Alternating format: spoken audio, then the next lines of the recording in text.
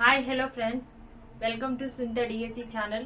Friends, ఈరోజు వీడియోలో మనం సైకాలజీకి సంబంధించి చూడండి, టెట్లో కానీ డిఎస్సిలో కానీ సైకాలజీ నుండి మనం ఇంత తక్కువ టైంలో అంటే మనకి ఉన్నది అంటే ఈ రోజు నుండి చూసుకుంటే మనకు ఒక 15 రోజులు 20 రోజులు కూడా కాదండి, 15-16 రోజులు ఉండొచ్చు.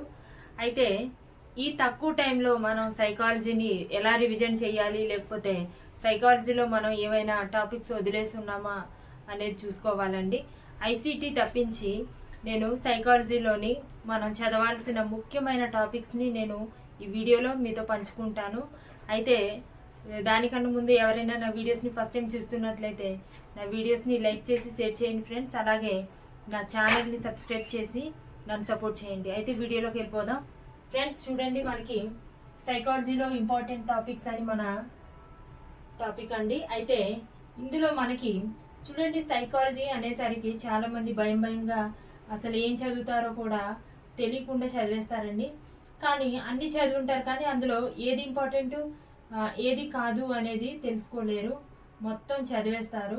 అయితే ఎగ్జామ్కి వెళ్ళిన తర్వాత అవి మనకి గుర్తుండడం కొంచెం ఇబ్బందిగా ఉంటుంది. అంటే మనం కరెక్ట్గా బిట్ అనేది ఆన్సర్ చేయలేము. అయితే ఫ్రెండ్స్ చూడండి, మనకి ఈ సైకాలజీకి సంబంధించి మనకి టెట్లో కానీ డిఎస్సిలో కానీ ఏ టాపిక్స్ నుండి ఎక్కువ క్వశ్చన్స్ అడుగుతూ ఉంటారంటే మనకి ఆ 10 టాపిక్స్ని నేను ఇక్కడ రాశానండి. అయితే ఇవే ఇందులో నుండి అడుగుతారా, ఇంకా మిగతా టాపిక్ నుండి అడగరా అని మీకు డౌట్ రావచ్చు.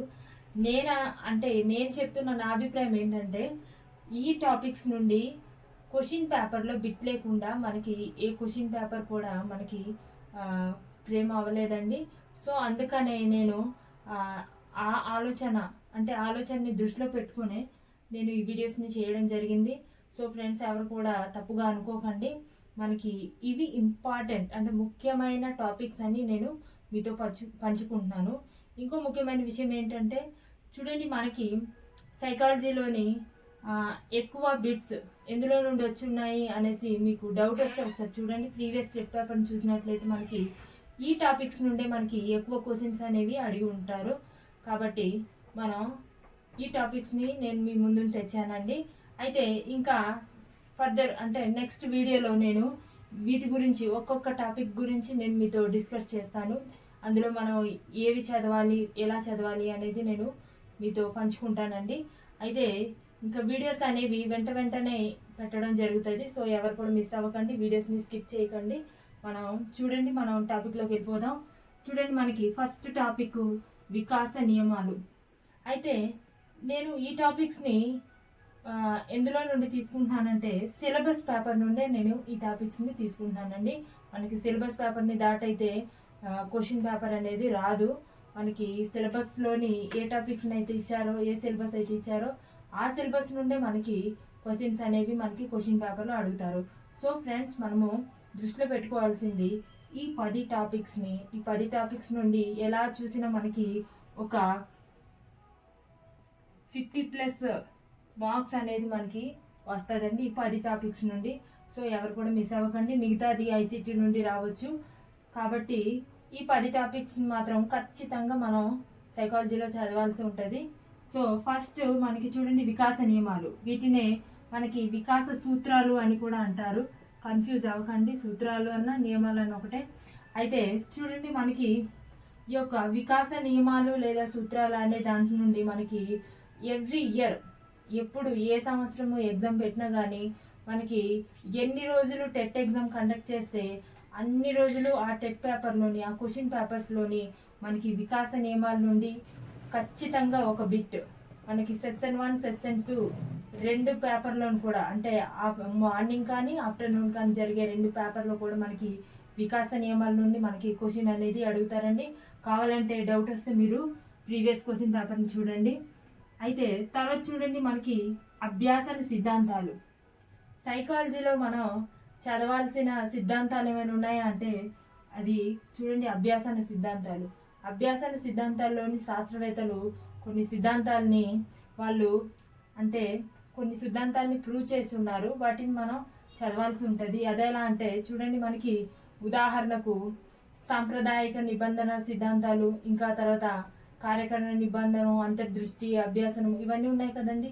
పరిశీలన, తర్వాత చూడండి బ్రోనర్ మనకి పరిశీలన సిద్ధాంతాలు అవన్నీ మనకి చెప్పారు కదా. సో అందులో నుండి మనకి బిట్స్ అనేది వస్తుంది. అంటే అభ్యాసన సిద్ధాంతాల నుండి ఖచ్చితంగా 2 లేకపోతే 3 లేకపోతే 4 బిట్లు అనేవి ఖచ్చితంగా మనకి ఈ యొక్క అభ్యాసన సిద్ధాంతాల నుండి అడుగుతారండి.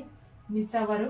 సో మీరు కూడా మిస్ అవ్వకండి. తర్వాత చూడండి 3వ టాపిక్ రక్షక తంత్రాలు. చూడండి మనకి రక్షక తంత్రాలు అనేవి చాలా చాలా ఇంపార్టెంట్ అండి. ఇది కూడా రక్షక తంత్రాల నుండి కూడా మనకి బిట్ అనేది అడుగుతుంటారు. సో రక్షక తంత్రాలు అనేది కూడా మనకి సైకాలజీలోని ఇంపార్టెంట్ టాపిక్ అండి. ఎక్కువ క్వశ్చన్స్ మనకి ఎక్కువ మార్కులు వచ్చే టాపిక్ ఏదంటే అందులో రక్షక తంత్రాలు కూడా ఒకటి. తర్వాత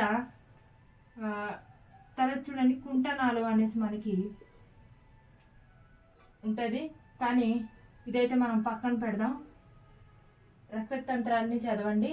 తర్వాత చూడండి ఇంకా అంటే ఎక్కువ మార్కులు వచ్చే టాపిక్ ఏదంటే రక్షక తంత్రాలు. తర్వాత 4వది చూడండి కోల్బర్గ్ నైతిక వికాస సిద్ధాంతం. మనకి కోల్బర్గ్ నైతిక వికాస సిద్ధాంతం ఒకటి, పియాజె సంజ్ఞానాత్మక సిద్ధాంతం ఒకటి. ఈ 2 చాలా ఇంపార్టెంట్ అండి. మనకి ఈ రెండింటి నుండి ఖచ్చితంగా బిట్స్ అనేవి అడుగుతారు. సో ఎవరు కూడా ఈ 2 సిద్ధాంతాలని మిస్ అవ్వకండి. ఈ 2 సిద్ధాంతాలని కూడా చదవండి. తర్వాత చూడండి వ్యక్తి వికాస దశలు.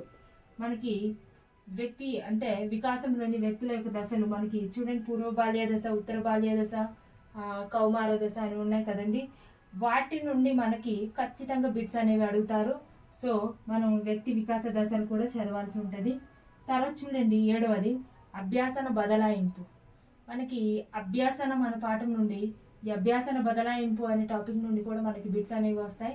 అది ఎలా అంటే చూడండి మనకి అనుకూల బదలాయింపు, ప్రతికూల బదలాయింపు, శూన్య బదలాయింపు అనేసి రకాలు ఉన్నాయి కదండి. అందులో నుండి ఖచ్చితంగా మీకు బిట్ అయితే అడుగుతారు.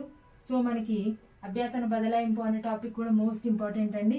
నెక్స్ట్ చూడండి స్మృతి విస్మృతి. ఈ స్మృతి విస్మృతి నుండి మనకి చాలాసార్లు క్వశ్చన్ అనేది అడిగారు. 2022 క్వశ్చన్ పేపర్ని చూసినట్లయితే సైకాలజీ నేను ఇంపార్టెంట్ బిట్స్ అని నేను వీడియో చేస్తున్నానండి.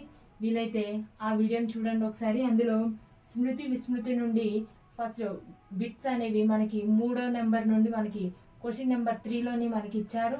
సో ఇలా బిట్స్ అనేవి మనకి స్మృతి విస్మృతి నుండి అడగడం జరుగుతుంది కాబట్టి ఎవరు కూడా మిస్ అవ్వకండి. స్మృతి విస్మృతి నుండి మనకి ఏ బిట్ అడిగినా వదలకుండా మనం ఆన్సర్ చేసేలాగా చదవాలి. కాబట్టి స్మృతి విస్మృతిని కూడా చదవండి. నెక్స్ట్ 9వది చూడండి విస్మృతికి గల కారణాలు. మనకి విస్మృతి మర్చిపోవడానికి గల కారణాలు అంటే మనలోని ఆ యొక్క మనం విన్నది కానీ చూసింది కానీ అజ్ఞాపకాలు అనేవి అలా మనం మర్చిపోవడానికి గల కారణాలు ఏంటి అనేవి ఉంటాయి. సో మనం అవి చదువుకుంటే చాలు, అందులో నుండి కూడా మనకి బిట్స్ అనేవి వస్తాయి ఫ్రెండ్స్. తర్వాత 10వది చూడండి ప్రజ్ఞ. ప్రజ్ఞ నుండి కూడా మనకి బిట్స్ అడుగుతారండి. బహుళ ప్రజ్ఞ అందులో నుండి చూడండి భాషా ప్రజ్ఞ. తర్వాత మనకి చాలా రకాల మనకి ప్రజ్ఞలు అయితే అక్కడ ఇచ్చారు. అందులో నుండి మనకి ఖచ్చితంగా బిట్ అనేది అడుగుతారు. ప్రజ్ఞ నుండి అయితే మిస్ అవ్వదండి. సో ప్రజ్ఞ నుండి మనకి బిట్స్ అనేవి కంపల్సరీ. సో ఇవ్వండి ఓవరాల్గా మనకి ఈ 10 టాపిక్స్ని ఎవ్వరు కూడా మిస్ అవ్వకండి. నేను టెట్ పాస్ అవ్వాలి అనుకుంటున్నాను, నాకు ఎక్కువ మార్కులు వద్దు అన్నవాళ్ళు ఈ టాపిక్స్ని చదివినట్లయితే మనకి సైకాలజీలోని 50+ రావచ్చు. అలాగే ఇంకా మనకి ఎక్కువ మార్కులు రావాలంటే ఐసీటీ తర్వాత ఇంకా కొన్ని సబ్ టాపిక్స్ ఉన్నాయి కదండి, సిలబస్లోని టాపిక్స్ ఉన్నాయి కదండి, అవి కూడా మిస్ అవ్వకుండా చదువుకుంటే మనకి ఫుల్ మార్క్స్ 30కి 29 మార్క్స్ అనేది కంపల్సరీ వస్తుందండి. సో ఫ్రెండ్స్ ఇది మనకి ఓవరాల్గా సైకాలజీకి సంబంధించిన ఇంపార్టెంట్ 10 టాపిక్స్ అండి. నెక్స్ట్ వీడియోలో నేను ఒక్కొక్క టాపిక్ గురించి మీతో పంచుకుంటానండి. ఇంతటితో నేను సెలవు తీసుకుంటున్నాను.